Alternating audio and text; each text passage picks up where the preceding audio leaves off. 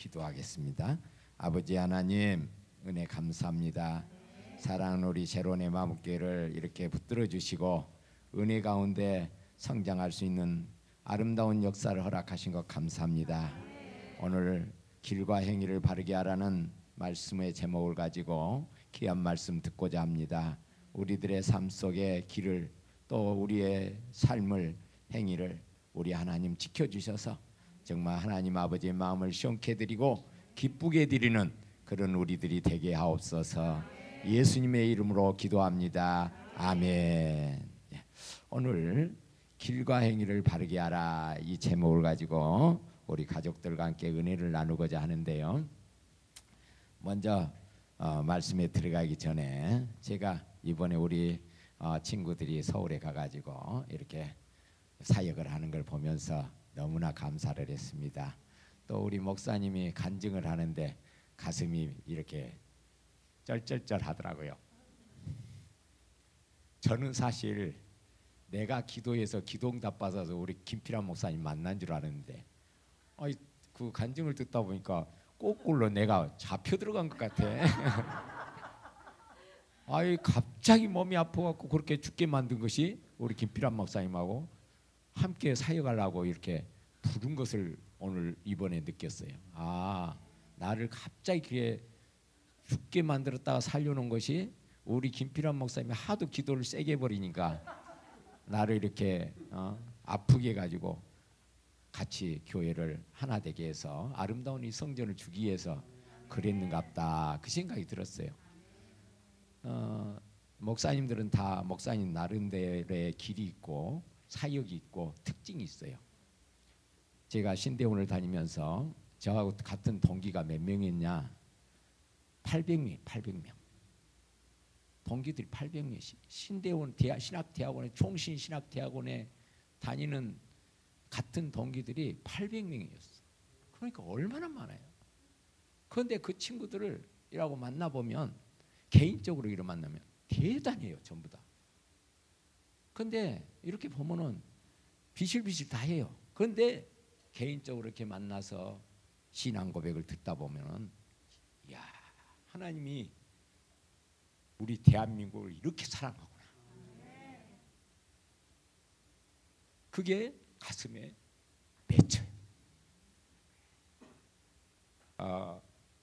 누구보다도 저는 한국 교회를 사랑하고 또 성도들을 사랑하고 누구보다도 더 신앙적으로 살려고 애썼던 사람 중에 하나라고 생각을 했어요. 그런데요, 하나님은요 정말 대단하신 분이에요. 내 주위에 수많은 목사님들을 두시고, 그 목사님들을 두시고 하나님은 자기 일을 해 나가시는 거예요. 우리 김필환 목사님 같은 이런 귀한 종이 있는가 하면, 또 보세요, 우리 교회에 오실 이영길 목사님 같은 분도 계시고, 우리 한국교회도 이름 없이 빛도 없이 얼마나 귀한 사역을 하신 분들이 많은지 몰라요. 그런 중에 우리 새로운 마음교회 우리 성도들은 정말 좋은 목사님들을 이렇게 모시고 있다는 사실을 기억하시기 바랍니다.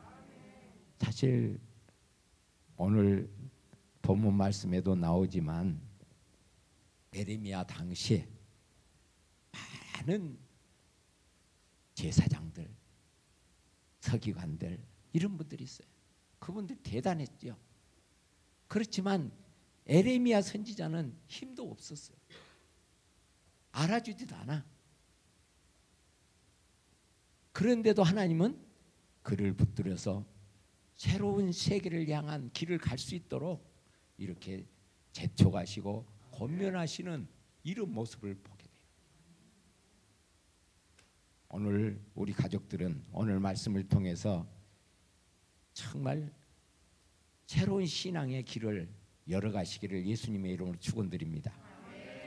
우리의 신앙생활은 하나님 아버지께 예배드리는 것부터 시작이 돼요. 예배가 무너지면 다른 것을 아무리 잘해도 그것은 다 무의미합니다. 하나님의 임재가 없는 이 예배, 진정한 의미에서 예배라고 할 수가 없는 거죠. 하나님이 안 계신 예배가 무슨 예배가 되겠어요?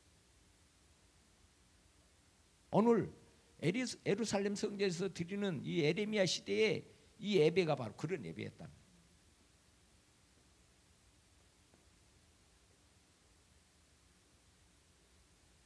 에레미야 선지자는 유다 백성들이 하나님 없는 거짓 예배를 드리고 있다는 것을 이렇게 하나님 말씀을 통해서 지적해주고 있어요. 유다 종교 지도자들은 화려한 예루살렘 성전에서 드리는 이 예배이기 때문에 당연히 하나님께서 받으실 줄 알아요. 우리 가족들이 그렇게 화장실이 하나 했다가 두 개 했다가, 저는 그런 교회를 안 해봤고 몰라요. 저는 하나님의 은혜로 그래도 건물 바로 주시고, 어렵게 했지만은 그래도 적은 교회지만 그래도 하나님이 은혜 주셔갖고 어렵지 않고, 또 우리 장로님 만나서 우리 권사님 만나고 재정적으로 어렵지 않고 그렇게 생활을 했어요. 그런데 우리 김필환 목사님은 정말 힘들게 시작을 했고 그런 과정을 거친 것 같아요.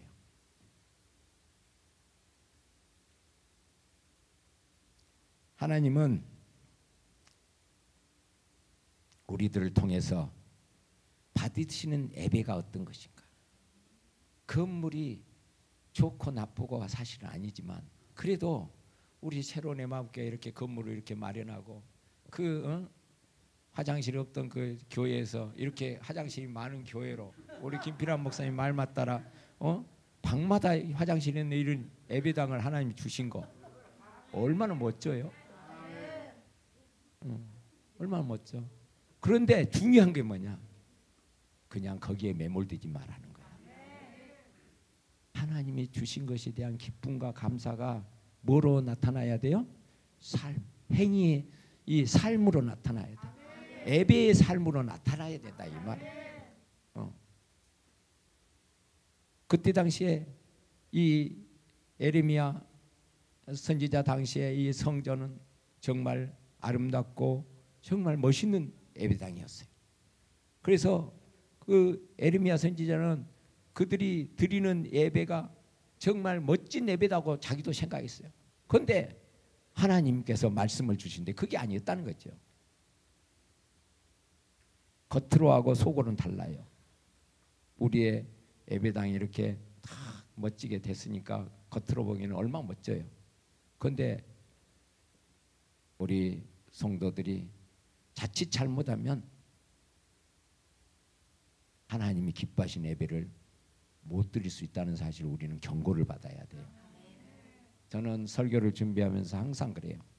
우리 어린아이부터 노년이까지 설교를 정말 쉽게 해서 다 알아듣는 그런 예배를 드리기를 항상 하나님께 기도해 왔어요. 그래서 꼬마들도 알아듣고 어른들도 알아듣고 다 알아듣는 그런 예배, 쉬운 말씀, 이걸 저는 추구해 왔어요. 그래서 오늘 또 저는 이 우리 글로벌 리더들이 오늘 미국 초청받기를 원하는 목사님 말씀처럼 반드시 초청될 줄 압니다. 왜냐? 제가 그렇게 기도해 왔기 때문에, 또 우리 목사님이 그렇게 원하고 있기 때문에 하나님은 들으실 거예요.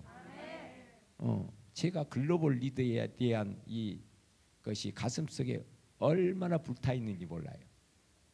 항상 제가 입만 열면 글로벌 리더예요.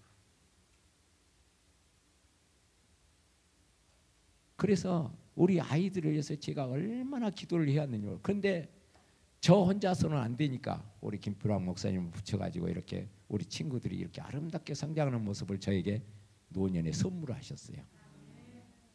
봐라, 네가 기도했기 때문에 열매가 이게 있는 거야. 이게 이제 시작되었다. 손바닥만한 구름이 이제 떴어. 이제 앞으로 우리 새로운 내 마음교회는 세계를 향해서 반드시 글로벌 리더들이 나타날 것입니다. 기대하시기 바랍니다. 그러려면 오늘 말씀 잘 들어야 돼요. 오늘 말씀을 잘 들어놔야 거기에 맞는 합당한 인물로 성장할 수가 있어요. 하나님은 말씀합니다. 유다 사람들아, 여호와의 말씀을 들으라. 우리들도 예배 중에서를 깨닫고 하나님 말씀을 경청해요. 하나님 말씀은 축복의 말씀만이 아니라 경고의 말씀도 있다는 거죠. 제가 축도를 할 때 우리 가족들은 어떻게 그 축도를 받고 누리기를 원한지 모르겠어요. 축도 속에는 축복도 있지만 그날 들은 말씀을 들으라는 경고가 축도 속에 들어있다는 사실을 잊지 마시기 바랍니다. 여러분, 짧은 그 축도가요, 그날 설교를 완전히 함축해가지고 여러분에게 그대로 부어지는 기름 부음이 있다는 사실을 우리 가족들은 꼭 기억하시기 바랍니다. 그래서 예배는 시작부터 끝에 축도가 마치기까지 그게 예배예요. 중간에 아무리 바쁘다고 나가버린다든지 이러면 그 예배 온전한 예배 드리지 않은 거예요. 그래서 예배는 시작부터 끝까지 잘 참석하고 눈을 딱 떠서 목사님을 딱 보고 입은 쩍쩍 벌리면서 아멘 하면서 예배를 드려요. 귀는 쫑긋하고 이게 기본이요. 우리 주일학교 친구들은 특히 귀를 쫑긋해서 목사님을 항상 말씀에 청종할 뿐만이 아니라 눈을 똑 떠가지고 목사님을 꼭 쳐다봐야 돼요. 딴 데 보면 안 돼. 그런 의미에서 우리 김필환 목사님이 참 여러분 멋지게 지도하고 있어. 움직이지 마 그러면서 막 이러고. 저는 그렇게 못해요. 저는 사람이 물 같아가지고 그렇게 못해. 속은 막 불이 타는데도 겉으로는 못해. 근데 진짜 목회자는 어떠냐? 겉과 속이 다 같아야 돼. 강하게 하고 또 속으로는 사랑으로 이렇게 넘치고 이래야 돼. 거기에 우리 김필환 목사님 딱 맞는 것 같아. 속으로는 사랑이 넘치면서 겉으로는 강력하게 이렇게 지도하는 거. 제가 그게 진짜 마음에 들어요. 왜? 제 부족한 점을 채우고 있기 때문에. 그래서 우리 친구들은 말씀을 잘 듣고 그렇게 성장을 하면 여러분들은 여러분의 노력으로가 아니라 하나님의 인도하심 따라서 세계 방방곡곡을 이렇게 다니면서 생명을 살리는 일뿐만이 아니라 국가를 위해서 또 세계의 이 평화를 위해서 일하는 그런 일꾼들이 반드시 생길 거예요. 제가 한때 우리나라 사무총장 얼마나 이렇게 우리 아이들한테 소개하고 그랬는지 몰라요. 또 세계 은행 총재가 우리 한국 사람이었어요. 이런 위대한 인물들이 우리 한국에 있는 이유는 뭔지 아세요? 다 옛날 할머니 할아버지들이 기도했기 때문에 그래요. 제가 어렸을 때 얼마나 기도 많이 했는지 몰라요. 복음을 들고 세계를 정복하게 해달라고 기도 많이 했어요. 세계 복음화를 얼마나 외쳤는지 몰라요. 나이 먹은 할머니 할아버지들이 그 추운 마룻바닥에 앉아서 허리가 바람이 들어오니까 그 털 짜진 그걸 둘러매고 앉아서 기도했어. 이 나라를 불쌍히 여겨달라고, 잘 먹고 잘 살게 해달라고, 그리고 예수 잘 믿어서 세계를 이렇게 다스릴 수 있는 나라가 되게 해달라고, 그런 기도 속에 제가 자랐어요. 저는 5살 때부터 예수 믿었기 때문에 한국교회 자라온 모습을 다 알아. 제가 제일 부러운 게 뭔지 아세요? 장로님이 머리가 허연히 모시적삼 옷을 입고 맨 앞자리에 앉아서 이라고 예배 참석해서 아멘 아멘 하고, 우리 권사님들이 머리가 허이 갖고 앞자리에 앉아서 이렇게 아멘 아멘 하는 그게 제일 부러웠어요. 나는 다음에 나이 들면 꼭 저렇게 해야 되겠다. 모든 성도들이 뒤에서 보면서 그냥 은혜 받는 그런 모습, 그게 내 모습이기를 소망했었어요. 그런데 어느덧 세월이 흘러서 지금 제가 이제 그런 자리로 지금 나아가고 있어요. 우리 권사님, 우리 우리 집사님들 나이 드신 분들은 제 이 말 그냥 넘기지 마시기 바랍니다. 항상 옷을 주일날은 깨끗이 입고 토요일 날 꼭 모욕 제기하시고, 그러고 요 맨 앞자리에 어른들이 앉아야 돼. 그래서 뒤에 나이 어린 친구들이 나이 어린 젊은 집사님들이 보면서 이야 나도 나이 들면 저렇게 해야 되겠다 이런 마음이 속에서 우러나도록 우리들이 노년을 잘 보내야 돼요. 제가 노년을 위해서 우리 집사님들을 위해서 기도를 많이 하고 있잖아요. 새벽마다 하고 있어요. 저는 아무 이름도 없고 빚도 없는 사람이에요. 누가 알아주도 않아. 누가 알아주겠어요. 시골 촌놈에다가 뭐 돈도 없고 백도 없고 다 그랬어요. 근데 하나님께서 그래도 7급 공무원 시험 합격하게 하고 또 우리 한국교회에서 그래도 내노라는 그런 교단인 합동측 총신대학원을 졸업하게 하고 목사님을 만들어서 정말 작은 교회 맨땅에 헤딩해서 이렇게 시작해가지고 여기까지 오게 한 거예요. 물론 목사님들마다 다 이런 과정이 거쳐야 돼요. 그렇지 않으면 자칫 잘못하면 목회자로서의 길이 잘못되기 때문에 하나님은 고난을 반드시 주게 돼 있어. 이 고난을 통해서 하나님은 하는 거예요. 바로 이것이 길과 행위를 바르게 하기 위해서 하나님이 우리에게 주시는 사건들이에요. 에레미야 선지자는 하나님의 명령 따라 성경문에서 성전에 예배하러 오는 백성들에게 허위와 거짓을 버리고 진실하라고 이렇게 말씀을 선포하고 있어요. 하나님은 바른 신앙생활이 진실한 말과 행위에 있음을 우리들에게 가르치기 위함이에요. 오늘 1절에서 7절은 에레미야에게 임한 하나님의 말씀이 선포되고 있어요. 당시의 유다 백성들은 두려움과 초제의 눈으로 다가오는 앞날을 걱정하고 있었어요. 민심은 동요하고 사이에 흐르는 기류는 불확실과 불안이었어요. 당시 유다 주변 지역은 신흥 세력 바른과 열광들의 패권 다툼으로 강대국들의 격축장으로 변해가고 있었어요. 신흥 강대국 바벨론 제국의 느부갓네살이 북이스라엘을 멸망시킨 아수르를 실수 없이 공격해서 수도가 함락되었던 그런 상태였어요. 이에 걱정스러운 눈으로 바라보던 남방의 강대국 애국 군대가 북진하는 가운데 강대국들의 패권 다툼을 기회로 국가 갱신과 민족 독립을 확고한 기반을 추진했던 개혁의 왕 요시야 왕이 애굽의 바른 누구에 의해서 이렇게 무기토 전투를 전사하는 그런 예기치 않는 사건들이 이스라엘에게는 있어졌어요. 비운이 닥쳤어요. 이처럼 불안하고 초조한 시기에 수많은 제사장과 선지자들은 일관된 목소리로 거짓을 선포한 거예요. 오늘 본문처럼 걱정하지 마십시오. 북이스라엘은 망했지만 우리 남유다는 망하지 않습니다. 왜냐하면요 하나님이 계시는 성전이 있기 때문입니다. 그렇게 얘기한 거예요. 근거 없이 얘기한 게 아니에요. 시편 132편 13절 14절 말씀을 근거로 해서 얘기한 거예요.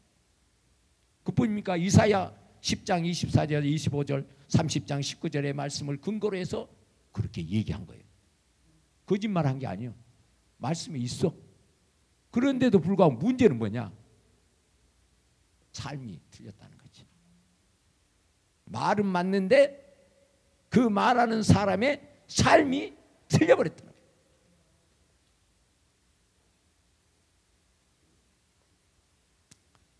선정이 우뚝 선 시온산은 결코 함락될 수 없는 난공불락의 요새라고 하나님이 말씀하셨어요. 거짓말이 아니에요.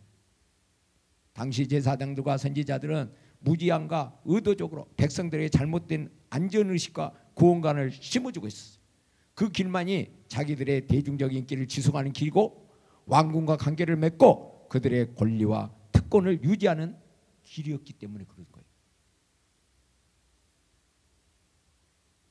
국가의 불행과 멸망에 대하여 말하면 왕궁의 노임을 사는 일이고 또 그것은 또 자기들의 생명과 생존의 안전과 생계 유지와 관련된 것이었기 때문에 그랬다는 거예요. 성전이 곧 하나님의 임재를 가리킨다는 잘못된 신학과 시온의 불가침성을 선포한 이사야의 설교에 대한 그들의 잘못된 해석이 그렇게 변질되고 망한 거예요. 에레미야의 설교는 그들의 잘못된 신학을 지적하는 거예요. 하나님께서 에레미야를 통해서 지적하고 있는 거예요. 너희 잘못됐어라고 얘기하고 있는 거예요. 에레미야 설교는 그들의 잘못을 지적하면서 예형적인 예배 행위나 제사 의식 혹은 성전에 대한 맹목적 신뢰, 광적인 믿음이 백성들을 구원할 수 없다는 거예요.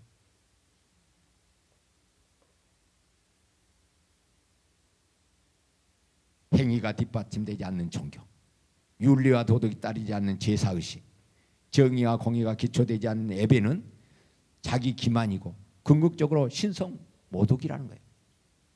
그렇다고 여기에서 우리가 오해하지 말아야 될 것은 하나님 앞에서 언행에 꺼리낌이 없는 사람만 하나님 앞에 예배드릴 수 있다. 그건 아니에요. 죄를 짓지 않고 산 사람만 주님 앞에 나가 예배드릴 수 있다는 것은 결코 아니라는 사실이에요. 죄인을 불러 회개시켜 오신 주님이기 때문에 그래요. 죄 많은 인생들이 어때요? 주님께 나와 제사함의 은총을 입고 문제 해결의 능력을 입어야 하는 거예요. 우리가 하나님 앞에 와서 예배하는 시간과 자리는 지은 죄를 회개하며 주님의 긍휼의 은혜를 구하는 시간만이 아니라는 거죠.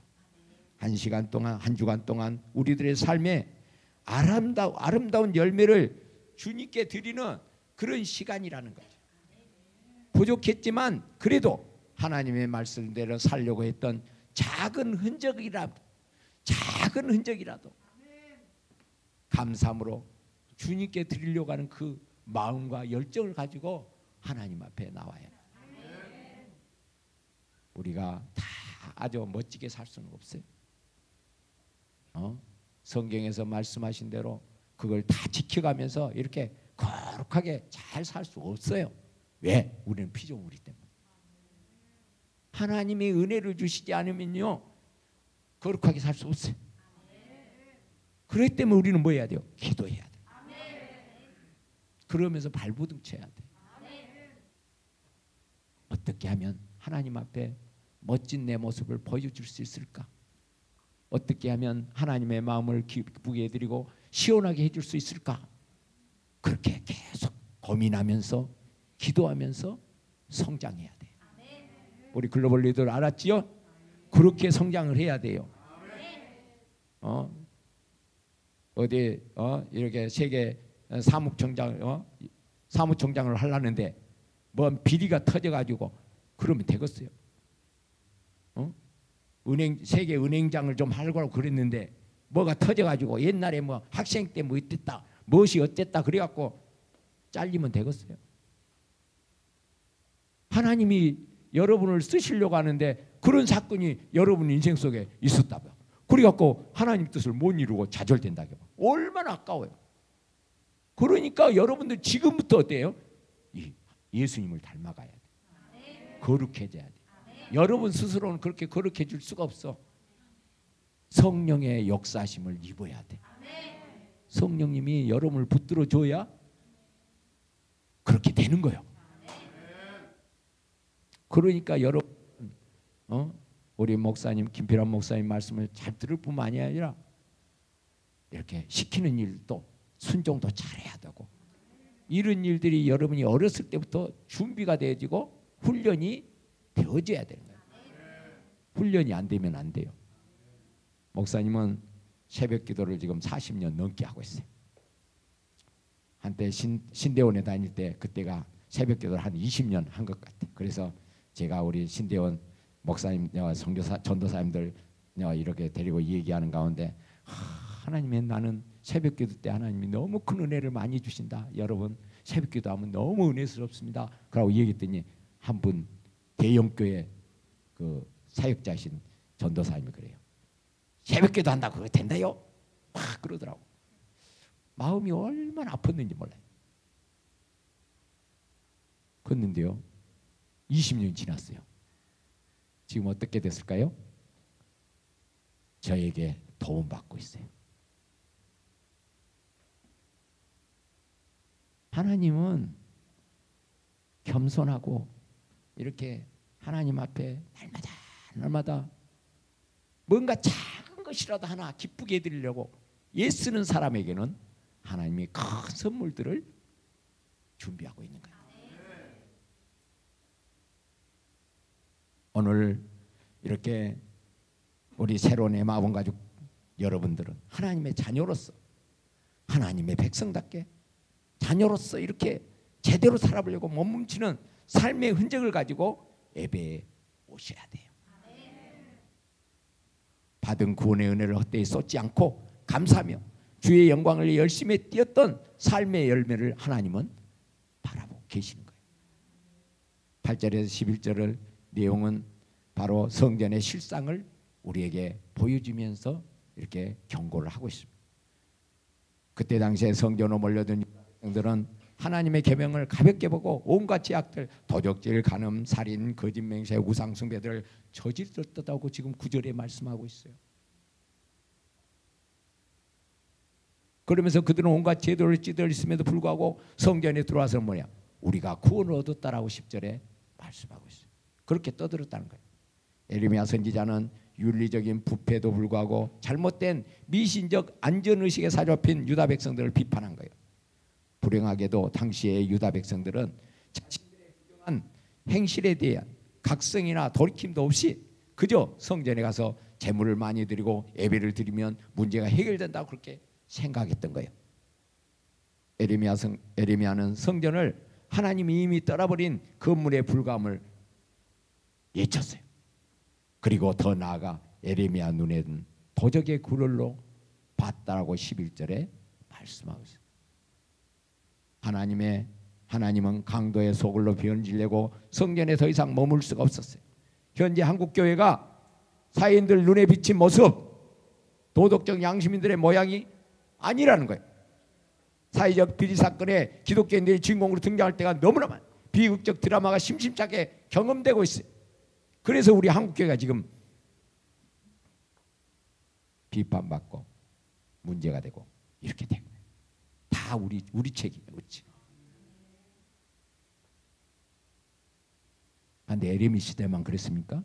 아니에요. 예수님 시대 와갖고도 그랬어요. 그래서 예수님 어디 계시면 그랬어요? 돌에 돌 하나도 남지 않고 이 헤롯 성전이 무너질까고 했는데 지금 우리 역사 속에 우리에게 보여줘요, 안 보여요? 보여주고 있어요. 지금 예루살렘 가면 한쪽 벽만 남았어. 그 위대한 성전이 다 무너졌어. 그런데 우리는 여기서 신약 시대의 사건으로 우리를 다 가져와야 돼. 에레미야 시대의 사건, 예수님 당시의 예루살렘 사건이 지금 이 시대에 우리에게 와야 돼. 지금 이 시대는 우리가 성전이야. 한 사람 한 사람이 성전이야. 그곳에 예수님이 임재해야 성전으로서 가치가 있어. 만약에 예수님이 떠나버리면 우리는 성전으로 가치가 없어져요. 그러면 무너지는 거예요. 그래서 우리 글로벌 리더들은 예수님을 가슴에 항상 품고 자라나야 돼. 우리 성도도 마찬가지. 나이가 적고 많고가 문제가 아니고 예수님이 계시냐 안 계시냐가 중요한 거예요.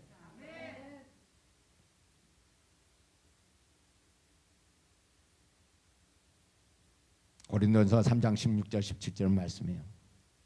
너희는 너희 몸이 하나님의 성령이 거하시는 전인 줄 알지 못하느냐.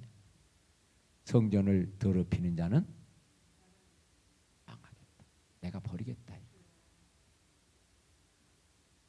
목사님은 한때 청년 시절에 좀 약간 세상을 구경을 삼아서 좀 타락을 한번 해봤어요. 그런데 하루는 하나님께서 뭘 보여주냐. 제가 건축을 전공해서 그런지 몰라도 예쁜 집을 보여줬어요.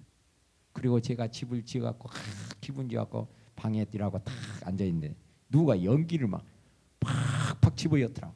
성질 났고 문을 열고 누구야 하고 뛰어나갔더니 바로 네 놈이야 그러더라고. 무슨 뜻인지 알겠죠?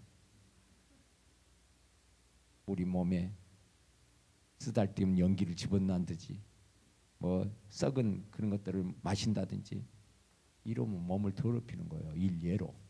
그러면 하나님 버려. 우리의 삶은 우리 몸을 거룩히 청소하고 날마다 예수의 피로 씻으면서 그렇게 가야 돼요. 자, 이제 10절에서 15절 내용은 역사적 교훈을 잊지 말라는 거예요. 역사적 교훈을. 에레미야 선지자는 성전 제사의식의 허구성을 신랄하게 이렇게 공격하면서 가장 충격적인 놀라운 결론을 도달한데, 그것은 이 실로와 예루살렘을 동일선상에 놓고 비교하는 대목이에요. 당신들은 실로에 한번 가봐라. 그것에 무엇을 발견할 수 있는가? 폐허가 된 성읍, 잡초로 뒤덮인 번성의 흔적을 찾기 힘든 그런 마을, 듣짐승과 올빼미의 소리만 들리는 황폐한 고장, 당신들은 역사의 교훈을 잊었는가? 에레미야 선지자의 질타를 듣고 있던 청중들은 실로가 무엇인지, 어디에 있는지 모를 리가 없어지. 왜? 그때 시대는 실로를 알고 있어요. 실로가 어떤 곳인지 알고 있다. 지금 우리는 예루살렘이 어떤 역사를 갖고 있는지 우리는 알고 있잖아. 에레미야 때에는 실로가 지금 우리 시대의 예루살렘처럼 보여지고 있는 거야. 하나님이 떠나면 저렇게 망한 거야 라고 보여주고, 하나님이 떠나면 예루살렘처럼 망하는 거예요. 바벨론 포로 잡혀가는 거예요. 우리가 지금 성전 삼아 성령이 우리 안에 와 계시는데 성령님이 떠나면 우리가 저렇게 망하는 거예요. 그리고 마귀한테 잡혀가는 거예요. 우리 친구들, 진짜 글로벌 리더들은 마음 잘 지키시기 바랍니다. 우리 성도들 마찬가지 예수님 마음을 품고 딱 할 일이 한가닥 없어요. 다른 것 다 몰라도 돼. 사랑하고 용서하고 섬기는 이 일을 하는 거예요. 예수님 마음을 딱 품고 사랑하고 용서하고 섬기는 것만 해야 돼. 다른 거 하면 막 여러 말을 들을 수가 있어. 나에게 대해서 좋은 말 나쁜 말 다 들을 수 있어. 거기에 너무 신경 쓰지 마. 신경 쓰면 어떻게 됐어요? 사탄의 속임에 넘어지게 돼 있어. 주위에 어떤 얘기를 해도 귀담아 듣지 마라. 누구에게 귀를 기울이면 되나? 하나님의 말씀에만 귀를 기울여. 목사님 설교를 귀를 기울여. 혹시 목사님이 실수한 게 눈에 보이더라도 그것은 보지 마라. 용서해주고. 뭔만 봐? 목사님을 통해서 나에게 주신 하나님의 말씀만을 딱 부여잡는 거예요. 그랬을 때 시험 들지 않아. 그런데 눈에 보이는 것, 귀에 들리는 것 갖고 홍이야 매주야 하다 보면은 어때요? 시험에 빠지게 되는 거예요. 그래서 자기 인생에서 그만큼 극한 만큼 실패하게 되는 거예요. 물론 우리가 계속 그렇게 가든 않아요. 하나님의 은혜로 회개하기 하나님께서 기회를 제공해요. 그런데 그렇기 때문에 내가 실수했더라도 우리는 어때요? 절망하거나 좌절할 필요가 없어. 빨리 회개하고 돌아오면 돼. 하나님은 언제나 뭐라 해요? 돌아오라라고 해요. 돌아오면 용서해 준다. 하나님의 사랑은 끝도 갓도 없어. 십자가의 보혈은 여러분을 향해서 끝도 없이 흐르는 거예요. 우리는 염려할 필요가 없어요. 실패했다고 걱정하지 말아요. 그 기간만 손해볼 뿐이요. 그 기간을 회복하려면 어떻게 했어? 그만큼 더 하나님 앞에 사랑받으려고 애쓰고 하나님 마음 어떻게 하면 기쁘게 될까? 어떻게 하면 시원하게 될까? 하면서 한 발자국 더 달리면 다 회복되고 오히려 그 일을 인하여 더 우리 찬송가처럼 빨리 가는 그런 은혜를 잊게 되는 거예요.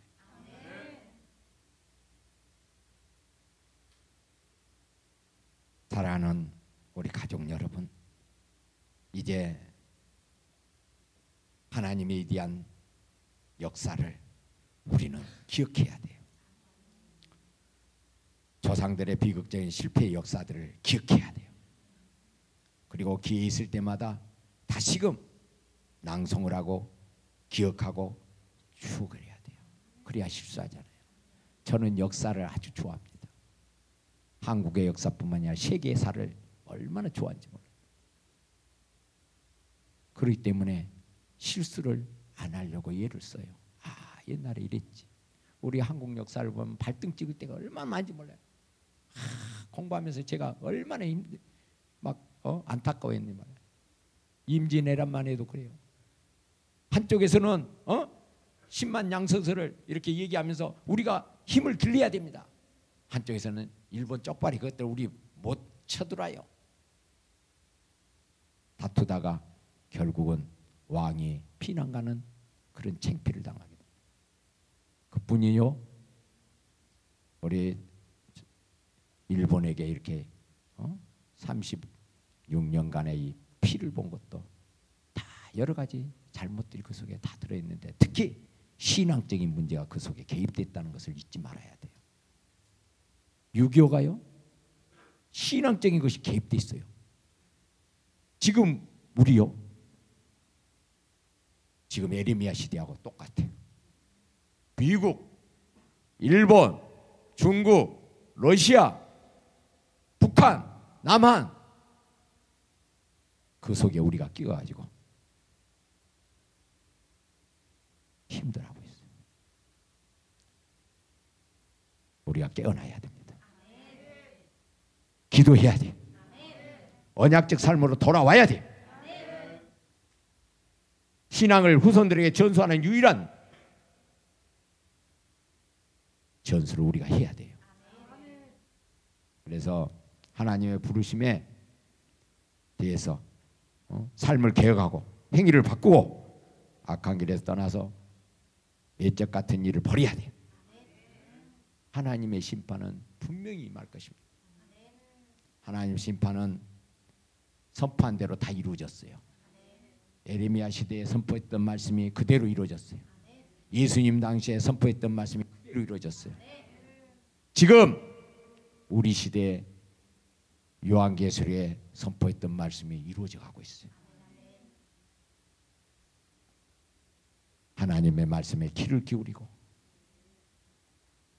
또 기울여서 역사적 교훈을 주시는 하나님의 이 말씀에 귀를 기울여서 우리들의 삶 전체를 요구하고 계시는 우리 하나님, 우리의 삶의 신앙이요 인생이 예배이기 때문에 우리는 우리의 삶을 하나님 앞에서 주신 오늘 말씀을 통해서 이 길과 행위를 바르게 하라는 이 말씀을 우리가 기도 제목 삼고 이렇게 열심히 기도하면서 또 한 주간을 승리의 길로 가시기를 예수님의 이름으로 축원드립니다.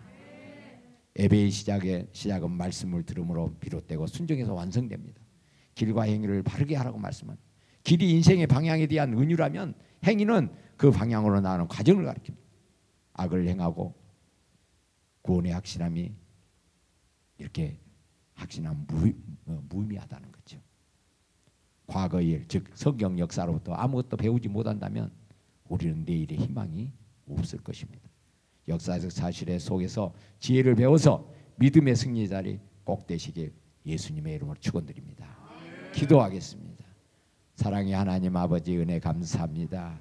우리 사랑하는 우리 글로벌 리더들이 피곤하고 지친 몸으로 사역하고 왔는데 또 주일날 이렇게 목사님이 긴 설교를 해가지고 힘들고 어렵지만 그래도 한 가지 분명한 것은 길과 행위라는 이 말씀을 기억하면서 하나님 나라 일꾼으로서 아름답게 성장해 가기를 원합니다.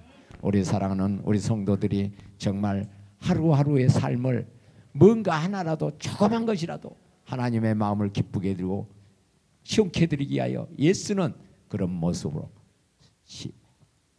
영광의 삶을 살아가도록 하나님 아버지께서 인도해 주옵소서. 예수님의 이름으로 축복하며 기도드립니다. 아멘. 아멘.